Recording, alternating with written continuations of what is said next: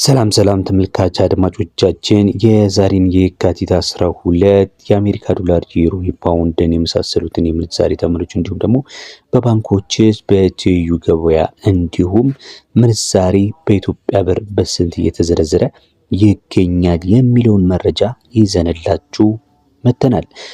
ከ11 በላይ የሆኑ ዓለም አቀፍ የሆኑ ምንዛሬዎች በትይዩ ገበያው እንዲሁም ደግሞ የኢትዮጵያ ንግድ ባንክ መረጃን ዕለታዊ የውጭ ምንዛሬን መሰረት በማድረግ የምንነግራችሁ ይሆናል።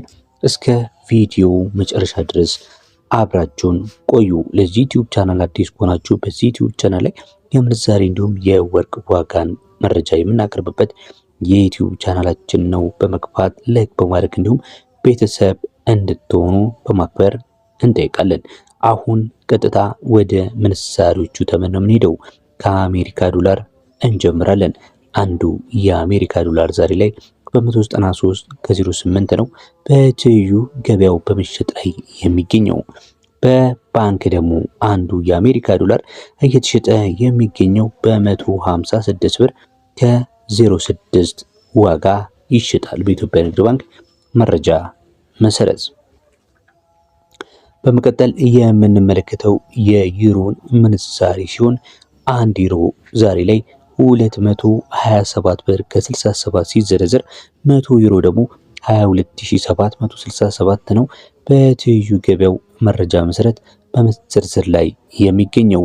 አንድ ዩሮ በባንክ ካላችሁኝ ደግሞ በ184 ከ92 እየተዘረዘረ እንደሚገኝ የኢትዮጵያ ንግድ ባንክ መረጃ ያመለክታል።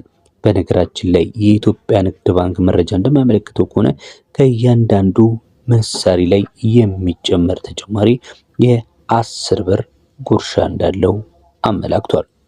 ቀጥሎ የምነግራችሁ ምንዛሬ ደግሞ የፓውንድ ስተርሊንግን ይሆናል።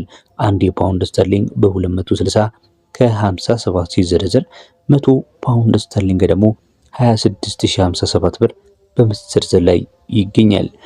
ባንክ ላይ የፓውንድ ስተርሊንግን ምንዛሬ ስንመለከት እየተሸጠ ያለው በ207 ብር ከ64 መሆኑን ተመልክተናል። በመቀጠል የምንነግራችሁ ደግሞ የስዊስ ፍራንክን ሲሆን አንዱ የስዊስ ፍራንክ በትይዩ ገበያው በ249 ከ96 ነው በመሸጥ ላይ የሚገኘው። 100 የስዊስ ፍራንክ እስካላችሁኝ 24996 ሲሆን በባንክ ላይ የስዊስ ፍራንክ እየተሸጠ የሚገኘው በ198 ብር ከ76 ነው። እንቀጥላለን።